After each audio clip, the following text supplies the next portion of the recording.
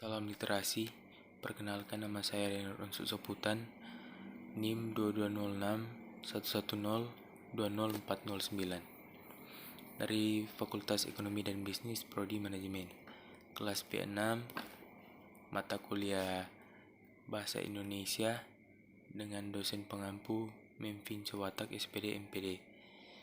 Pada saat ini saya akan mempresentasikan tugas yang diberikan tentang sejarah kedudukan dan fungsi bahasa Indonesia. Sejarah bahasa Indonesia lahir pada tanggal 28 Oktober 1928. Pada saat itu, para pemuda dari berbagai pelosok Nusantara berkumpul dalam kerapatan pemuda dan berikrar, satu, bertumpah darah yang satu, tanah Indonesia. Dua, berbangsa yang satu, bangsa Indonesia. Dan tiga, menjunjung bahasa persatuan, bahasa Indonesia. Ikrar para pemuda ini dikenal dengan nama Sumpah Pemuda. Kedudukannya, bahasa Indonesia dinyatakan kedudukannya sebagai bahasa negara pada tanggal 18 Agustus 1945.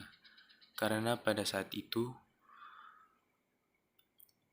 Undang-Undang Dasar 1945 disahkan sebagai Undang-Undang Dasar Negara Republik Indonesia. Dalam Undang-Undang Dasar 1945 disebut bahwa bahasa negara ialah bahasa Indonesia.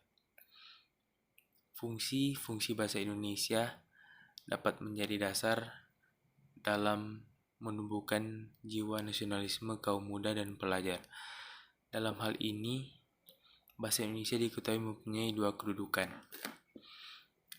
yaitu bahasa nasional dan bahasa negara.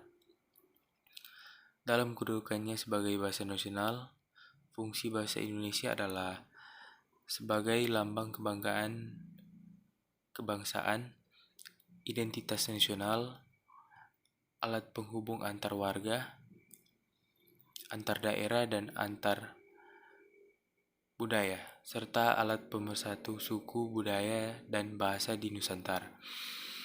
Sedangkan dalam kedudukannya sebagai bahasa negara, fungsi bahasa Indonesia adalah sebagai bahasa resmi kenegaraan, bahasa pengantar pendidikan, alat penghubung tingkat nasional, dan alat pengembangan kebudayaan, ilmu pengetahuan dari teknologi.